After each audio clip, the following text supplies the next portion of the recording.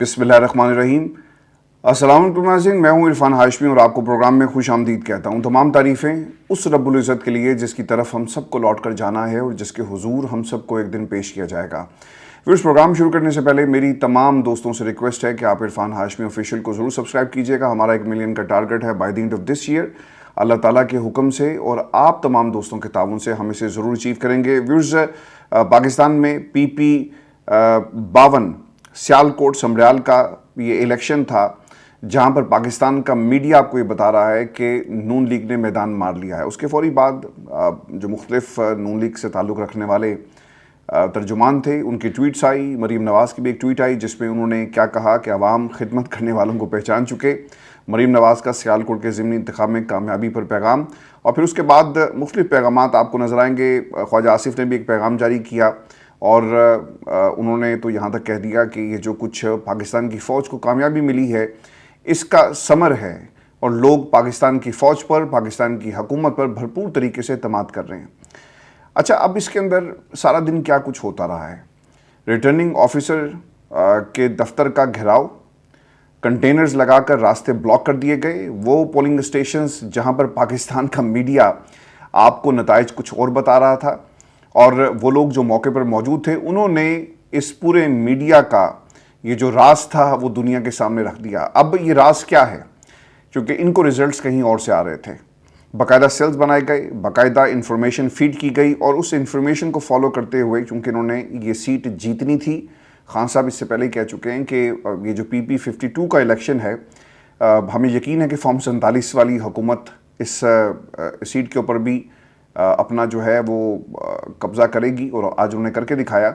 और पाकिस्तान तहरीक इंसाफ के voter, supporter, worker और आवाम को अपने वोट का दिफा करना है। व्यूअर्स, आज सारा दिन क्या हुआ, एक टाइमलाइन आपके साथ शेयर करते हैं। आलिया हमज़ा हमें आज एक्टिव नज़र आई। अच्छा, उन्होंने कहा जी कि अगर हुकूमत बहुत मकबूल है, क्योंकि ये बयानिया इस वक्त बनाया जा रहा है कि पाकिस्तान मुस्लिम लीग नून की आवाम में मकबूलियत बढ़ रही है, और कुछ लोगों ने तो यहाँ तक कह दिया, अमार मसूद साहब ने, कि जनाब मरीम की मकबूलियत ने इमरान खान की मकबूलियत को एक बहुत बड़ा डेंट जो है वो लगाया है। अब ये मरीम की मकबूलियत कहाँ, इमरान खान की मकबूलियत कहाँ, और ये कंपैरिजन कौन कर रहा है? अमार मसूद साहब कर रहे हैं। आलिया हमज़ा ये कहती हैं कि अगर अर्दली हुकूमत बहुत मकबूल है तो पोलिंग स्टाफ डब्बों समेत अगवा क्यों किया गया? अच्छा, ये एक जगह नहीं है, एक पोलिंग स्टेशन नहीं है, बहुत सारी ऐसी वीडियोस मौसूल हुई हैं जिनमें पुलिस की जो मोबाइल वैन्स हैं उनको इस्तेमाल किया गया अमले को एक जगह से दूसरी जगह मुंतकिल करने के लिए। अब इसका ना एक आम सा तरीका है, आसान सा तरीका, कि कल को अगर कोई इलेक्शन कमीशन जो उनका खिलाड़ी है, उनका अपना अंपायर है, अगर वो सवाल करेगा ना तो कहेंगे जनाब इनकी जान को ख़तरा था, और क्योंकि उनकी जान को ख़तरा था तो हमने ये ज़रूरी समझा कि पुलिस की निगरानी में, पुलिस की गाड़ियों में पोलिंग स्टाफ को, पोलिंग अमले को हमने बिठाया डब्बों समेत, ताकि कोई शरारत ना कर सके। और इसका एक नतीजा निकल सकता था, क्योंकि लीड बहुत इसमें डिफरेंस है, और जो डिफरेंस क्रिएट किया गया तो हमें और हमारे पास ये इतलात थी कि ये कोई शरारत करेंगे, डब्बे छीन कर भाग जाएंगे, और फिर एक तरह से ये चाहते थे कि ज़िमनी इंतखाब को पोस्टपोन करवाया जा सके। तो हमने उसको नाकाम बनाया। लॉ इन्फोर्समेंट एजेंसीज, कानून नाफिज करने वाले इदारे, पुलिस ने अपना काम किया और इसलिए रास्ते बंद किए गए, स्टाफ को हमने सिक्योरिटी प्रोवाइड किया। आप देख लीजिएगा, यही बयान इलेक्शन कमीशन ऑफ पाकिस्तान की तरफ से आएगा। उमर डार ने जी एक वीडियो डाली है। आज डार फैमिली बहुत ज़्यादा एक्टिव नज़र आई है जी। उनकी वालदा, उनका सियासत से कोई ताल्लुक़ नहीं था। देखें, कल राना सनाउल्लाह ने एक लफ्ज़ इस्तेमाल किया कि इमरान खान ने अपने मुखालफिन को उनकी मुखालफत में तगड़ा कर दिया है। एक खातून जो घरेलू खातून थी उसका सियासत से कोई ताल्लुक़ नहीं था। बच्चे सियासत करते हैं, लेकिन जो जुल्म उनके ऊपर हुआ उस जुल्म की बुनियाद पर उन्होंने भी एक तरह से अलम इमरान खान का बुलंद किया, और आज वो इमरान खान के सच्चे सिपाहियों की तरह आज मैदान में लड़ रहे हैं।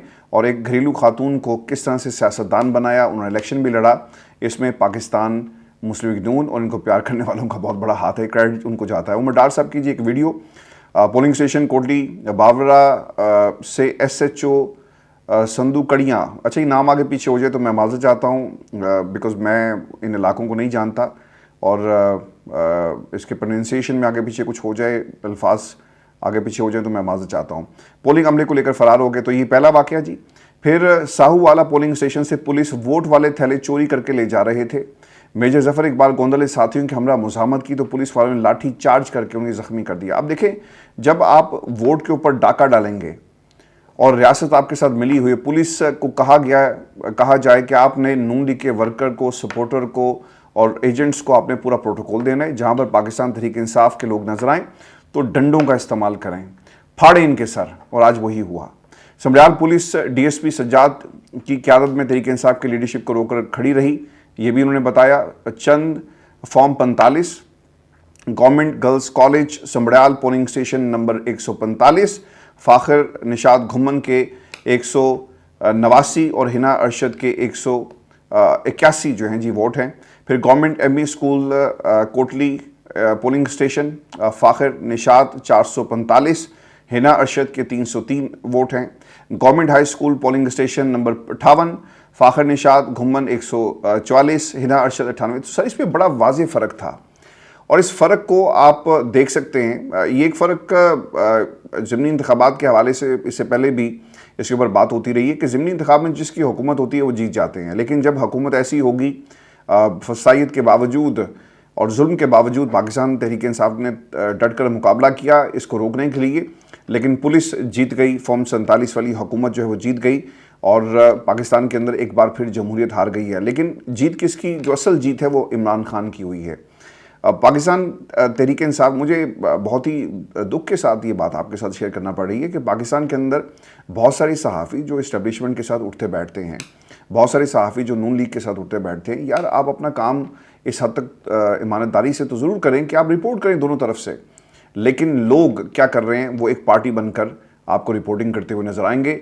एक महाज संभाला हुआ है, इमरान खान को उन्होंने हर हाल में तनकीद उनके ऊपर करनी है और दूसरी तरफ हर हाल में उन्होंने पाकिस्तान मुस्लिम लीग नून का जो कारकर्दगी का म्यार है या कारकर्दगी का जो रिपोर्ट कार्ड है वो उसमें तमाम A++ इनको स्कोर जो है वो दिया जाएगा। तो ये सहाफ़त इस वक्त पाकिस्तान के अंदर हो रही है। और इस मीडिया का दोहरा म्यार क्या रहा है, पोलिंग स्टेशन नंबर 46 का कौन सा फॉर्म 45 असली है। अब आप देखें ना, ये कंपैरिजन किया गया है कुछ दोस्तों की तरफ से। समड़ियाल ज़िमनी इलेक्शन में मेन स्ट्रीम मीडिया फर्जी गैर हतमी नताइज शेयर करने लगा।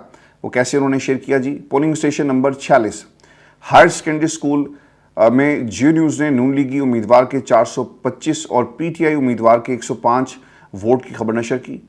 फॉर्म 45 के मुताबिक पीटीआई को 242 और नून लीग को 157 वोट जो हैं वो मिले। अब ये कितना फ़र्क आपको मिलेगा। फिर राजा परवेज़ अशरफ, अभी देखें पाकिस्तान मुस्लिम लीग नून तो कह रही थी कि हम जीत गए, हमारी कारकर्दगी, हमारी लीडरशिप, मरीम का करिश्मा और इमरान खान की मकबूलियत जो है वो कम हो गई और मरीम की मकबूलियत जो है उसमें इजाफा हो रहा है। ये घर में ही ना कोई सर्वे करवा लेते हैं। आज आप इमरान खान को रिहा करें, अगर आपने रिहा नहीं भी करना तो इस मुल्क के अंदर एक आप इंडिपेंडेंट रेफरेंडम करवा कर देख लें। पाकिस्तान की आवाम किसके साथ खड़ी है, वो नवाज़ शरीफ के साथ खड़ी है, वो मरीम नवाज़ के साथ खड़ी है, वो हाउस ऑफ जरदारी के फर्जंद के साथ खड़ी है, किसके साथ खड़ी है, आपको इसका जवाब मिल जाएगा। और उस इमरान खान पाकिस्तान की नौजवान नस्ल में कितने मकबूल हैं, मैं आपको ना एक छोटा सा वाक़या सुना देता हूँ। कुछ अर्सा पहले की बात है कि मुझे मेरे एक जानने वाले का फ़ोन आया और उसने मुझे बताया कि उसका बेटा फोर्सेस के एंट्री टेस्ट में अपीयर हुआ और वहाँ पे एक इंट्रोडक्शन सेशन चल रहा था जिसमें उनसे पूछा गया कि आपका ताल्लुक़ किस सियासी जमात से है, यानी आपका टिल्ट किसकी तरफ है, किसको फॉलो करते हैं। आप नून लीग को फॉलो करते हैं, आप पीपल्स पार्टी को फॉलो करते हैं, आप पाकिस्तान तहरीक इंसाफ को फॉलो करते हैं, किस जमात को फॉलो करते हैं ये आपने बताना है। हाँ, अगर आप ये कहते हैं ना कि हम किसी को फॉलो नहीं करते तो ये ऑप्शन मौजूद नहीं था, किसी न किसी सियासी जमात का आपको हवाला देना था और ये पूछा गया बाकायदा उस एंट्री टेस्ट के अंदर। अब जब ये सवाल आया तो उस हॉल के अंदर लिटरली ये उन्होंने मुझे बताया कि इमरान खान जिंदाबाद के नारे लगे और पाकिस्तान का नौजवान नौकरी जिनसे लेने के लिए गया था, जिनसे इमरान खान का इस वक्त पूरा एक फटा चल रहा है और पाकिस्तान की इस्टेब्लिशमेंट और इमरान खान आमने सामने है, उनके हॉल में बैठकर पाकिस्तान के नौजवानों ने, वो जितने भी थे, उन सब ने इमरान खान जिंदाबाद के नारे लगाए। तो सर इसका मतलब ये हुआ कि जो सर्वेज जिनको हम रिपोर्ट करते रहे आज से 6 माह पहले, 8 माह पहले, और हम आपको बताते रहे कि ये चेक किया जाता है पाकिस्तान की फोर्सेस के अंदर कि मोराल किस किस्म का है, कौन किसको फॉलो करता है। और फिर आप देखें कि ये जहाँ तक पंजाब पुलिस का ताल्लुक है वहाँ तो सोशल मीडिया पर पोस्ट करने पर भी पाबंदियाँ लगा दी गई और किसी का अकाउंट वहाँ से ऐसी कोई ट्वीट की जाती है, कार्रवाइयाँ होती हैं, बहुत सारे डिपार्टमेंट्स के अंदर कार्रवाई हुई। तो ये इनकी कोशिश ज़रूर है कि इस मकबूलियत को रोका जाए। جب آپ میڈیا کے ذریعے ٹویٹس کروائیں گے اور پھر ان کے اوپر رد عمل آئے گا اور پھر نتائج اس طرح دیے جائیں گے، سر مقبولیت اس طرح سے نہیں بڑھتی. ہم مقبولیت ایک طریقے سے بڑھ رہی ہے کہ لوگ ان کو ڈسکس کر رہے ہیں. ان کی تصویریں جہاں پاکستان میں جائیں، پنجاب میں، تو آپ کو ان کی تصویریں ہر چیز پر ملیں گی. لوگ اب ان سے نفرت کریں. آپ جتنی تصویریں لگاتے ہیں نا، آپ سمجھتے ہیں کہ آپ اپنے آپ کو کنیکٹ کر رہے ہیں. لوگ آپ کو یاد رکھیں گے، لوگ آپ کو یقیناً یاد رکھیں گے، لیکن اچھے الفاظ میں نہیں، برے الفاظ میں. جب بھی انہیں کوئی مصیبت آتی ہے، کوئی مسئلہ درپیش ہوتا ہے حکومت سے، وہ اس حکومت کو برا بھلا کہتے ہیں. اور جب بھی پاکستان کے اندر نوجوان کو نوکری نہیں ملتی، عدالتوں سے کسی سائل کو انصاف نہیں ملتا، اور کسی محکمے میں کسی بھی کلرک کا استحصال کیا جاتا ہے نا، تو جہاں وہ ان کو بدوائیں دیتا ہے، ان کو یاد کرتا ہے، وہیں پر عمران خان کا نام بھی لیا جاتا ہے. تو سر یہ مقبولیت کا معیار ہے جو پاکستان کے اندر آپ کو نظر آئے گا. آپ جتنے مرضی سرویز کروائیں، جتنے مرضی میڈیا کو آپ انگیج کریں. راجہ پرویز اشرف صاحب نے آج کیا بات کہی ہے، یہ ان کے اتحادی ہیں، پاکستان پیپلز پارٹی ان کے اتحادی ہیں، اور وہ کیا کہہ رہے ہیں کہ میں حکومت کا اتحادی ہوں، ایک ہی سیٹ کی بات ہے، فری اینڈ فیئر الیکشن کرائیں. کون ہے جو ان کو ہدایت کر رہا ہے کہ آپ زبردستی کریں، ووٹ چھین لیں، ووٹ نہ ڈالنے دیں، قبضہ کر لیں اور بدماش بٹھا دیا؟ جو ان کو یہ تجاویز دے رہے ہیں وہ جمہوریت کے دوست نہیں ہیں. پی پی 52 میں انتظامیہ مختلف علاقوں میں پولنگ اسٹیشن بند کروا رہی ہے. صاف شفاف انتخابات کروانا الیکشن کمیشن کی ذمہ داری ہے. اگر انتظامیہ نے فارم 47 پہلے سے ہی تیار کر لیا ہے تو یہ بہت خوفناک بات ہے. نون لیگ کو متنبہ کر رہا ہوں کہ ایک سیٹ کے لیے ایسا مت کریں. پولنگ ایجنٹس اور کارکنان پر تشدد کیا جا رہا ہے. کئی لوگ شاہ سے زیادہ شاہ کے وفادار بننے کی کوشش کرتے ہیں. یقین دلاتا ہوں کہ کبھی وزیر اعلیٰ پنجاب ایسا نہیں چاہیں گی. یہ انہوں نے کچھ باتیں کہی. پھر ندیم افضل چند صاحب میدان میں آئے. وہ کیا کہتے ہیں کہ پی پی 52 سیالکوٹ زیادہ پولنگ اسٹیشنز پر پولیس کا قبضہ ہو چکا ہے. فارم 45 دیں، سب کچھ سامنے آ جائے گا جو دیے ہیں اور جو اس وقت ریکارڈ پر موجود ہیں. یہ ٹرینڈ آپ کے سامنے ہوگا کہ پاکستان کی عوام نے اور خاص طور پہ اس حلقے کی عوام نے اپنا فیصلہ کیا سنایا. پھر اس میں آپ کو یہ جو پیپلز پارٹی ہے نا، اوبیسلی انہوں نے کچھ لوگ رکھے ہوئے ہیں جو نون لیگ کے اوپر تنقید کرتے ہیں. ویسے یہ اتحادی ہیں اور مرکز میں ان کی حکومت ہے. پاکستان کی جو میجر پوسٹ ہے آئینی پوزیشن کے اوپر بھی پاکستان پیپلز پارٹی اپنا پیدائشی حق سمجھ کر بیٹھی ہوئی ہے اور یہ تنقید کر رہی ہے ایک سیٹ کے اوپر. لیکن یہ تنقید اس لیے بھی امپورٹنٹ ہے کہ اگر یہ واقعی سب کچھ ہوا ہے تو آپ اس معاملے کو اٹھا کر کسی بڑی میٹنگ میں چلے جائیں اور رکھیں شہباز شریف کے سامنے اور باقی لوگوں کے سامنے کہ دھاندلی ہوئی ہے. آپ کے اپنے گھر سے گواہی آ رہی ہے کہ پاکستان تحریک انصاف کے ووٹ بینک کو چوری کیا گیا. تو پھر آپ کا کیا ریزن رہ جاتا ہے کہ آپ اس حکومت کے ساتھ اتحاد کریں اور آگے چلیں. اور اس راہیل کامران چیمہ سب کہتے ہیں کہ سب نے دیکھا کہ پولیس کی غنڈہ گردی کے ذریعے دھاندلی کی گئی. الیکشن کمیشن غلط خبر چلا رہا ہے. ہمارے پاس رزلٹ مختلف ہیں. مختلف پولنگ اسٹیشنز ایسے ہیں جہاں پر انہوں نے 500 دھاندلی کے ووٹ ڈالے. راستوں کی بندش کی بات بھی جو ہے وہ کی جا رہی ہے. اور یہ سب کچھ پاکستان کے اندر ہوا اور الیکشن کمیشن پاکستان کی آشرواد سے ہوا. انہوں نے ایکشن لینا تھا، لیکن کہاں ایکشن لیں گے جن کو خود جو ہے سیٹ ایک طرح سے بھیک میں دی گئی ہے 26ویں ترمیم کے ذریعے. راستوں کی بندش ناکافی، ناکام ہوئے. ایک جمع غفیر تھا آر او آفس کے باہر. شوکت بسرا، عمر ڈار وغیرہ یہ تمام لوگ جی وہاں پر موجود تھے.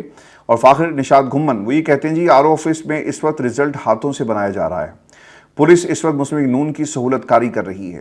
سنبڑیال میں امیدوار فاخر نشاد گھمن کو عوام جیت کی خوشی میں پھولوں کے ہار پہنا رہی تھی. اور فاخر نشاد گھمن کا آر او کو چیلنج کہ آپ نے 20,000 سے 25,000 جعلی ووٹ ڈالے. چلیں اب بھی دوبارہ گنتی کر لو. اگر اب بھی میں ہارتا ہوں تو پھر ٹھیک ہے. انہوں نے کہا کہ میں نے آر او آفس میں کہا کہ آپ ظلم کر رہے ہیں، خدا کا خوف کریں، آپ نے اللہ کو جان دینی ہے. تو سر آر او کا جواب کیا آیا کہ ہم مجبور ہیں اور ہم اکیلے تھوڑی ہیں. یعنی میں اکیلا نہیں ہوں، پورا نظام اس وقت آپ کے خلاف جو جنگ لڑ رہا ہے. تو سر یہ الیکشن کا میرا خیال ہے کہ کوئی فائدہ نہیں ہے. اور پاکستان تحریک انصاف کو اب اپنی جو میدان کی پالیسی ہے اسے اپنانا ہوگا. ہر محاذ پر ان کا راستہ روکنا ہوگا. اور یہ ڈیموکریسی کا جو اس وقت ڈھونگ پاکستان کے اندر کیا جا رہا ہے، سر ڈیموکریسی تو ختم ہو چکی ہے اور جمہوریت کا اب ایک بدنما چہرہ جو ہمارے سامنے پیش کیا جا رہا ہے یہ جمہوریت نہیں ہے، یہ ڈکٹیٹرشپ ہے. اور جس طرح سے ملکہ برطانیہ جب برصغیر کے اوپر ایسٹ انڈیا کمپنی کے ذریعے قبضہ کر لیا گیا اور آہستہ آہستہ ایسٹ انڈیا کمپنی یہاں پر تجارت کی غرض سے آئی اور پھر اس نے دیکھتے دیکھتے برصغیر کے اوپر قبضہ کر لیا اور پھر اپنے جو جرنیل ہیں وہ اس برصغیر کے اندر بھیجے گئے. اور پھر جرنیل کیا کرتے تھے کہ مختلف ریاستوں کے اندر اپنے ایلچی اور نمائندے مقرر کر دیتے. آج پاکستان کے اندر بھی یہی سب کچھ ہو رہا ہے. اور پنجاب کی ریاست میں ہاؤس آف شریف، سندھ کے اندر آپ کو زرداری خاندان اور پھر بلوچستان میں چونکہ سچویشن کمپلیکس ہے تو کچھ انہوں نے اپنے ہاتھ میں رکھا اور باقی کا جو معاملہ ہے وہ دیگر جماعتوں کے پاس جو ہے بطور امانت رکھوا دیا ہے اور بوقت ضرورت اس پورے اختیار کو وہ استعمال کرتے ہیں. تو یہ پاکستان کا سیاسی منظرنامہ ہے. میں بھی آپ کو یہ بھی خبر دوں کہ مریم نواز کی ٹویٹ ریلیونٹ ہو گئی ہے جی, اور پھر خواجہ آصف صاحب بھی آئے اور انہوں نے بھی معیشت کی بتدریج بحالی, اب وہ پتہ نہیں کہاں پہ معیشت ٹھیک ہو رہی ہے, یہ خواجہ آصف صاحب جو ہیں وہ بہتر بتا سکتے ہیں. تو یہ پاکستان میں آج سمبریال کے الیکشن کا ایک جو پوسٹ مارٹم ہے وہ پاکستان کی عوام نے چارج کر دیا ہے, اور ایک سیٹ کی خاطر انہوں نے ایک بیانیہ بنانا تھا, اس کی خاطر آج پاکستان کی عوام کو ایک اور حلقے میں ان کے ووٹ کے حق سے محروم کر دیا, جن کے بارے میں یہ جو جسٹس مسرت حلالی صاحبہ کہتی ہیں کہ ووٹ کوئی بنیادی حق نہیں ہے اور اس سے کوئی فرق نہیں پڑتا. میں بھی آپ کو ایک خبر یہ بھی دے دوں, اور یہ خبر آ رہی ہے یوکرین سے, اور ایک بہت بڑی ڈیولپمنٹ ہے, اور اس ڈیولپمنٹ کے حوالے سے اس خطے کے حالات خراب بھی ہو سکتے ہیں. اور خبر کے مطابق یوکرین نے روس کے سائبرین علاقے میں ایک ایئر بیس پر حملے میں جوہری ہتھیار لے جانے کی صلاحیت رکھنے والے بمبار طیاروں کو نشانہ بنایا ہے. اب یہ تعداد بہت بڑی ہے, ٹیلی گراف نے اور انٹرنیشنلی اس کو رپورٹ کیا جا رہا ہے. ویڈیو کلپس جی اس وقت اسکرین پر آپ کے ساتھ, آپ تمام دوستوں کے ساتھ ہم شیئر کر رہے ہیں, اور اس میں بتایا جاتا ہے کہ یہ انٹیلیجنس آپریشن تھا اور 1.5 سال لگا اور اس آپریشن کو منطقی انجام تک پہنچانے کے لیے, اور اس کی پلاننگ جو ہے وہ پورے 1.5 برس تک کی گئی, جس کے بعد اس کو میٹیریلائز جو ہے وہ کیا گیا. یوکرینی صدر زیلنسکی جو ہیں اس آپریشن کی ذاتی سطح پر سربراہی کر رہے تھے. اب انہوں نے کیا کیا جی, انہوں نے کارگو جو ٹرکس ہوتے ہیں لوریز, ان کے اندر یہ ڈرون اس علاقے میں بھیجے جہاں پر یہ بیسز ہیں, اور پھر بتائی جاتا ہے کہ وہ چھت کھلتی ہے ان ٹرالیز کی, ان لوریز کی, اور پھر یہ ڈرونز ریموٹلی اڑائے گئے, اور پھر ان ڈرونز نے جا کر ان بمبار طیاروں کو نشانہ بنایا. کسی کو کانوں کان خبر نہیں ہوئی. بعض لوگ اوبیسلی سوال کر سکتے ہیں نا کہ اگر یہ ڈرون حملے تھے اور آپ نے اپنے ملک سے ان ڈرونز کو اڑایا, وہ دشمن کے علاقے میں داخل ہوتے ہیں, ایئر بیسز پر حملہ کرتے ہیں, تو کیسے ممکن ہے کہ دنیا کا موسٹ سوفسٹیکیٹڈ نظام آپ کے پاس موجود ہے اور اس نے اسے ڈیٹیکٹ نہیں کیا. تو اس کے اندر طریقہ کار کیا اپنایا گیا, لوریز کے ذریعے آپ نے پہلے ان ایئر بیسز کے قریب ان لوریز کو پہنچایا, پلاننگ کی, اور اس کے بعد دیکھتے ہی دیکھتے ایک ڈرونز جو ہیں وہ اس پوری ایئر بیس کو اپنی لپیٹ میں لے لیتے ہیں. ویورز, خبر جو اس وقت مختلف ایجنسیز شیئر کر رہی ہیں کہ سوشل میڈیا پر پوسٹ کی گئی غیر تصدیق شدہ ویڈیوز اور تصویر میں دیکھا جا سکتا ہے کہ بیلاروس ایئر بیس پر روس کے اسٹریٹجک بمبار طیارے آگ کی لپیٹ میں ہیں.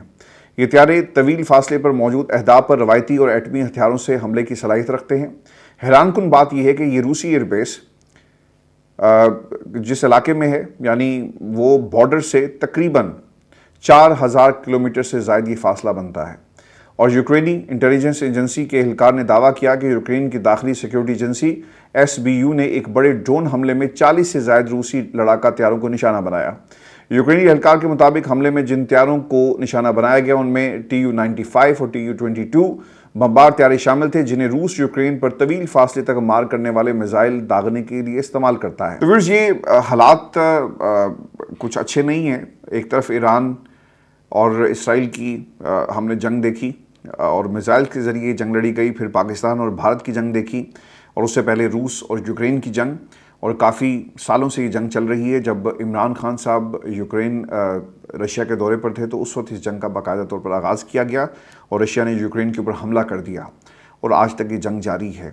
اور اگر یہ جو ماڈرن وارفیئر ہے, اگر آپ اسے انالائز کریں, ان پچھلے 3 جنگوں کے اندر جو اٹیک ہیں یہ کنونشنلز نہیں تھے, بلکہ اٹیک اپنے ہی ملک میں رہ کر یہ اٹیکس کیے گئے. لیکن یہ جو اٹیک ہے یہ ماڈرن وارفیئر, جاسوسی سے کہیں, انٹیلیجنس گیدرنگ کہیں, اور ایک نئے طریقے سے جو رشین ایئر بیسز ہیں ان کو ٹارگٹ کیا گیا. تو اس خطے کے حالات سر بدل رہے ہیں, اور اب دیکھنا یہ ہوگا کہ امریکہ یہ جو دھمکی دی جا رہی ہے ٹیکٹیکل ویپنز کی, اس میں ان کو روکنے کے حوالے سے کیا کردار ادا کرتا ہے. کیونکہ ٹیلی گراف کی جو سٹوری ہے, The Ukrainian drones destroyed Putin's bomber, a secret smuggling operation made it possible. پھر انہوں نے یہ بھی لکھا کہ the Russians far-flung regions filming it all on their phones, it scarcely seems believable.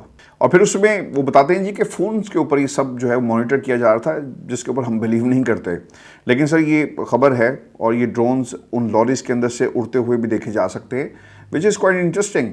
और फिर उन्होंने कामयाबी से जाकर अपने हदफ को जो है वो टारगेट किया। So this is something different. फिर कुछ पिक्चर्स ऐसी हैं, लॉरीज, कंटेनर्स जहाँ से इन ड्रोन्स को रखकर भेजा गया, और फिर जिस तरह से ये पूरा जो ऑपरेशन था इसे सरंजाम दिया गया, इसकी पूरी वीडियो जो है वो जारी की गई ताकि कोई किसी किस्म की इसे गलत फहमी ना रहे कि जनाब ये कोई फेक नहीं है, बल्कि ये वाकई एक ऑपरेशन था जिसे सीक्रेटली अपने मकासद जो इनके टारगेट सेट किए गए थे ये हासिल किए गए हैं। व्यूअर्स, अगर खुदा न खास्ता ये जंग शुरू होती है तो फिर ये रुकेगी नहीं। और ये भी खबर आ रही है कि अगर जो टेक्टिकल स्ट्राइक्स हैं, न्यूक्लियर स्ट्राइक्स अगर ये की जाती हैं रशिया की तरफ से, तो यकीनन हम एक बड़ी जंग की तरफ जो है बढ़ रहे हैं। अब देखना ही होगा कि यूरोप इसके ऊपर कैसे रिएक्ट करता है जी। और अगर न्यूक्लियर वेपन्स का इस्तेमाल किया गया तो फिर आपको ये भी देखना होगा ना कि यूरोप कहाँ पे स्टैंड करता है। फिर ये भी देखना होगा कि रशिया को रोकने के लिए डोनाल्ड ट्रंप जो बार बार कहते हैं जी कि मेरा दोस्त पुतिन और वो मेरी बात समझता है, वो बेवकूफ़ नहीं है, वो जो बाइडेन की तरह मैं बिहेव नहीं करूँगा, जो बाइडेन ने उसके साथ बुरा सलूक किया। तो देखना ही होगा कि डोनाल्ड ट्रंप क्या तजारत और टैरिफ की बुनियाद पर इस जंग को और इस हमले को रोक सकता है। चूँकि व्यूअर्स एक बात आपने याद रखनी है, डोनाल्ड ट्रंप ने जो हालिया ये जो मादनियात की डील की है इसमें इनका सारा स्टेक है अब। और अगर न्यूक्लियर वेपन्स इस्तेमाल होते हैं, टेक्टिकल स्ट्राइक्स होती हैं जिसमें इंसानी जानों का ज़िया और फिर इनके अपने इलाके बुरी तरह तबाह होंगे और फिर काफ़ी सालों तक इसके साथ हम देखेंगे, तो वहाँ पर अमेरिका अपने मादनियात और अपनी जो उनके साथ डील हुई है इसके तहफ़्फ़ुज़ के लिए किस मैदान में आता है। और इस वक्त ये एक बहुत ही अहम सूरत हाल है और क्रिटिकल सिचुएशन है इस खत्ते के हवाले से। अपना ख्याल रखिएगा। अगली वीडियो में आपसे जल्द मुलाकात होगी। इजाज़त दीजिए। अल्लाह ने के बाद।